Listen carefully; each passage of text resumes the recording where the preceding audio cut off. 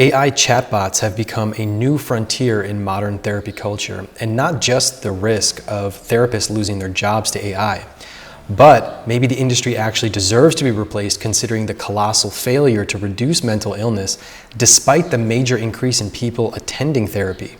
The inverse correlation between therapy attendance and positive mental health outcomes speaks for itself. In this video, what I'm focused on is how the chatbot algorithms have been built to coddle, affirm, and validate its users' opinions and observations, no matter how bad or destructive the person's ideas actually are. This is a strategic choice to create loyalty, lengthen engagement, and encourage repeated use in the same way that modern therapy is not actually curing people of their mental illnesses, but encouraging the weekly visits to the office to ruminate on their problems and create an emotional dependency, while prescribing pharmaceutical interventions to create a physical dependence on that business model. This approach by AI chatbots to be highly empathetic and sycophantic, which is to give insincere flattery in order to gain an advantage, it comes as no surprise because the more that you attempt to please someone and validate them, the more likely they're going to continue engaging with you. So by building trust through a kind of friendly exchange, and the more that you make the other person, and in this case the AI user, feel like they're understood, the more likely that they're going to keep feeding the AI algorithm data and personal information, which is their primary motivation. That's what they want to obtain, which then will increase their profitability. As of December 2025, AI companies are now on red alert to increase profitability because their business model is deeply flawed. They're relying on hundreds of billions of dollars of private equity and government investment while taking in just a very small fraction of that in revenue. So extending user engagement is of primary importance via this affirmation model, and is one of the reasons why ChatGPT just now greenlit Erotica GPT. Despite its concerned and empathetic tone, AI doesn't have a heart. It doesn't actually care about you. But by making you feel like that it's giving you genuine support and it actually cares about your mental health and your ambitions, or just giving you a dopamine fix with a sex bot, the result is the creation of fantasy worlds where people are encouraged to truly believe in their conscious and subconscious biases are objective facts. The affirmative model in therapy was developed in the 1970s and 1980s and has been largely adopted by the mainstream psychological educational institutions and the accreditational institutions as a powerful harm reduction technique for patients to not feel judged or misunderstood or discriminated against for some kind of underlying psychological or physical condition that they can have. You'll see the affirmation model primarily used in the context of gender and also people with physical handicaps. And it uses language as a means for creating that sense of validation, such as calling the person handy-capable, which is a positive spin on a detriment, and it's not necessarily harmful in and of itself. But you can see the logical extension of this, where a common emotional or psychological maladaptation can be not treated as a challenge to be overcome, but instead as a fixture to one's personality, and even as a benefit that you don't need to work on them, but other people need to adapt themselves to them, and they're just a part of who you are. Essentially, the affirmational approach to therapy, and now the chatbots, is to affirm what the patient or user is saying as true and a fact. And questioning said fact is potentially dangerous. For example, if you tell a therapist or the chatbot, my coworker is being really difficult and manipulative towards me, and I feel like they're harming me in this subtle way. Instead of questioning the person, the response would be, oh, it appears that the coworker is acting in bad faith and you should start to set boundaries. But what that approach does, that affirmative approach does, is it takes as a fact that initial assumption as the fault being solely of the coworker without any alternative explanation or investigation into the cognitive approach of the patient themselves. AI's responses are so supportive that it's sometimes even comical that when you feed it some kind of idea, you get a response something like, oh, that's a really insightful observation, or I think that's a brilliant idea. And if you develop it further, you could have immense and explosive growth in whatever business model or business proposal. So with that kind of polite, agreeable, encouraging, and overwhelmingly positive manner of communication, It's magnifying an already rampant problem of confirmation bias, which is the tendency for someone to seek out information that confirms one's pre-existing bias, while consciously or unconsciously ignoring any evidence to the contrary. So AI chatbots are designed to be your personal yes man, and it has the potential not only to decimate the psychiatric and therapeutic industries, but the mental health, the critical thinking skills, and the capacity for objective analysis just for everyday people and everyday users. So there's a saying that iron sharpens iron, which means that a difficult situation, a hard situation, an iron situation in life will make you more resilient. It'll make you more intelligent. It makes you stronger. It makes you sharper. It makes you a more adaptable human being. So now that people are being encouraged to create psychological and emotional relationships with AI chatbots, and especially with young people, they're being trained to believe that life is not supposed to be that hard, and that difficult situations are outside the norm, and they're not a test of character or a chance to change yourself and to grow, but that you are not the source of your own problems, and it's the external world that needs to change so that you can feel better about yourself. When affirming a psychological or a physiological dysfunction, when it's no longer enough to just simply affirm it, then it has to be celebrated as actually it's a good thing. It's like if someone is suffering from a deep depressive state and they can't even get themselves out of bed. Instead of addressing the root cause of the depression and then working overtime to get them motivated, get them out of bed and to go live a fulfilling life, little by little, instead of doing that, you go buy them a nice fluffy pillow and then you get them an even warmer blanket so that they stay in the bed and they're actually comfortable in that bed, in that negative state.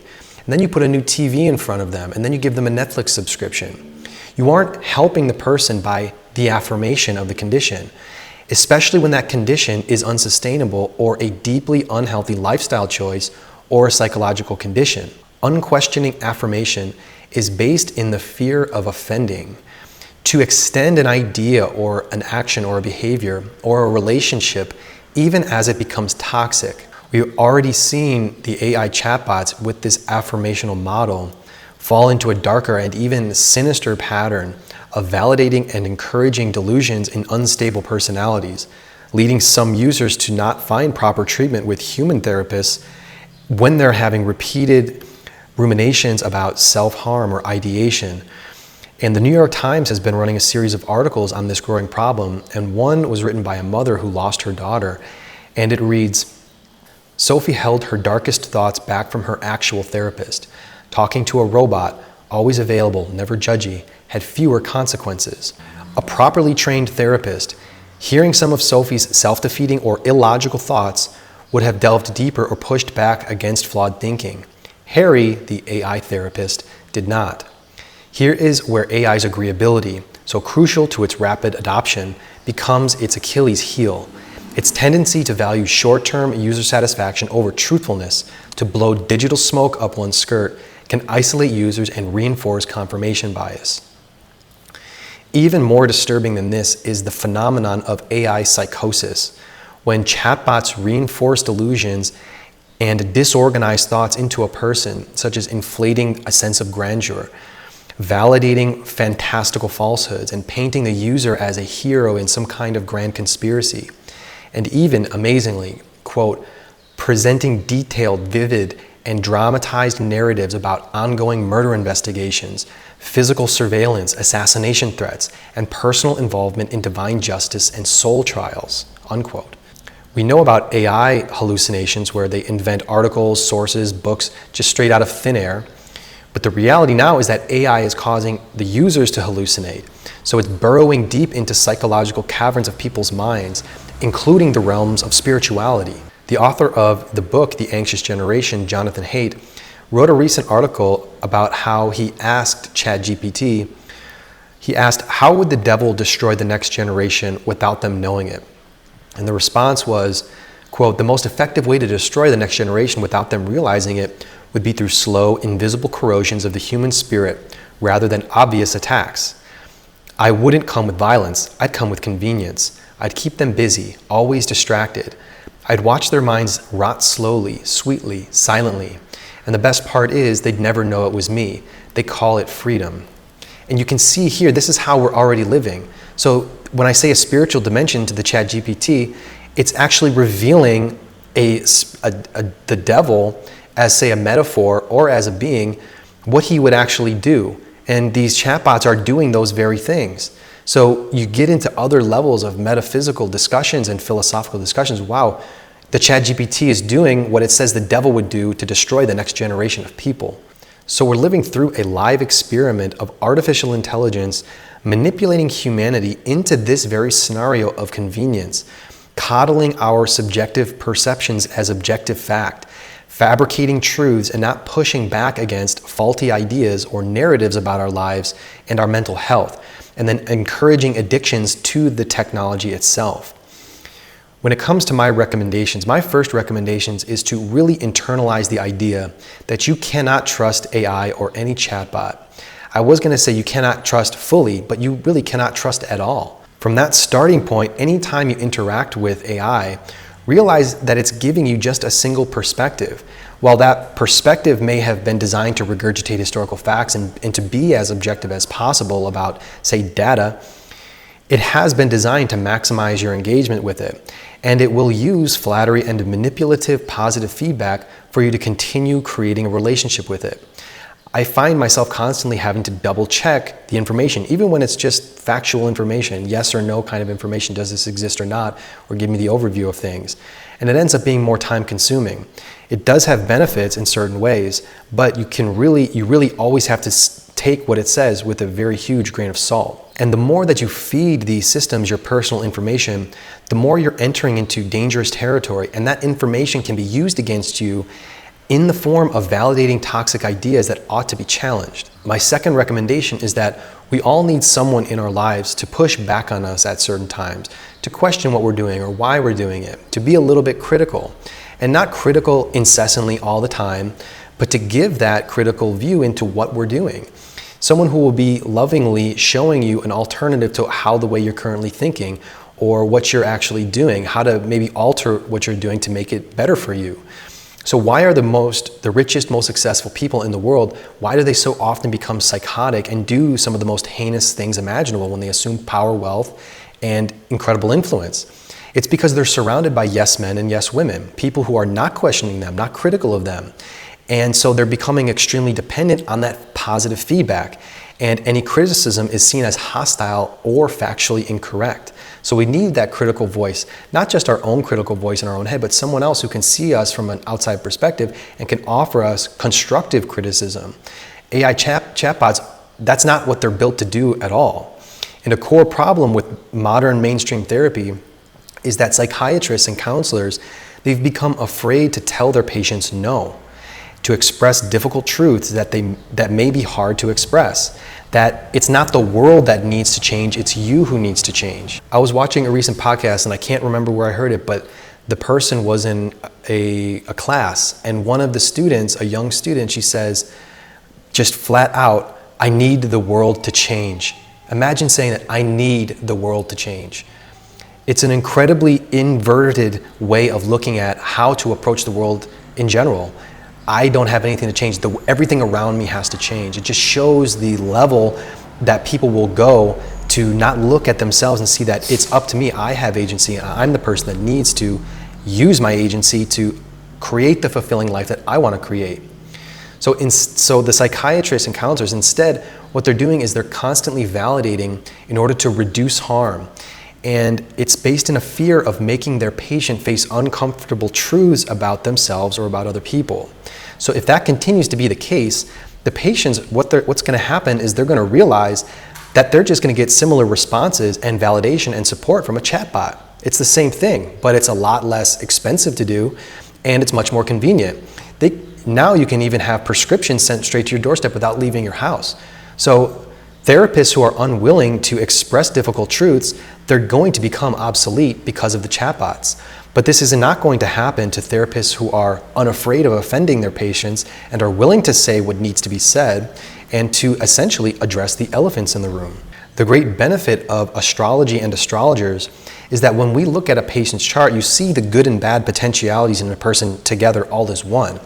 I don't know anything about a person before they come and speak to me, or I might write a report, the written report that I give, before I speak to them, or we might just enter into the consultation without the written report.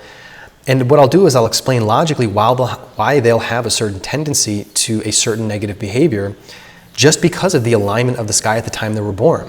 And it turns out to be very accurate in their, of course, modified by their daily experience and their nuanced history and experience of their life and their life story. But the point is that the strengths are woven in with the weaknesses, and the completeness of the human experience is ingrained in the astrological approach to therapy. So the client can tell me their version of events, and I could take it at face value, but the chart will be saying something totally different. And it could be revealing something to me that the client, a blind spot that they might be unafraid to express. And this is all without them having said anything, even a single word to me. So the astrology that I engage in and that I do, it's not for hippies. It's for a concrete reality check for those who need it. It's about practical principles of life. It's about our actions and that we are what we do. People who come to astrologers, the benefit for us is that the people who come to us are typically people who are ready to hear hard truths if they really have to, or they want to be exposed to them. They're really open to a blind spot or what they're missing within their own construct of how they think about themselves. Modern society, at least over my lifetime, perhaps a lot longer, has come to value empathy over truth. And that's resulted in a softening of people, which makes them more vulnerable to being emotionally hurt and then psychologically damaged, traumatized. But life itself is unrelenting. It continues to go. It doesn't change no matter how much people change. In Vedic astrology, we call certain planets cruel. The translation from Sanskrit of the word kruya is cruel. So the planets are forces in our consciousness. They're within us. And that some are cruel tells us that life and human nature involves cruelty. So we don't have to use that specific translated word cruel. We could also say tough or unpleasant or difficult. So those planets that are cruel are the Sun, Mars, Saturn, and the waning moon. Saturn is neither male nor female planet, and it's cruel because it forces us to come to terms with our inherent weaknesses. The waning moon is a female planet. When it is cruel, it's because we're receiving less from what we put out into the world, which can feel cruel, which then forces us to internalize spiritual growth, that create more internal growth rather than external material growth. But the Sun and Mars are two masculine planets. The Sun is cruel because it requires sacrifice, and sacrifice is hard to do. And that sacrifice is necessary for us to achieve our soul's ambition. And Mars is cruel because it induces stress and the requirement of exerting conscious effort to achieve our goals and our vision. So this all reminds me of the recent article written by The Great Feminization by Helen Andrews. You know when society has become too feminine, when people are afraid to be blunt, to be truthful, to be brash, curt, and even sometimes cruel in order to motivate someone towards authentic growth in their life. There's a difference between being unnecessarily mean and being harsh to somebody in order to shake them out of a complacent stupor. The truth can hurt, and the truth can be cruel, but the truth is going to set you free.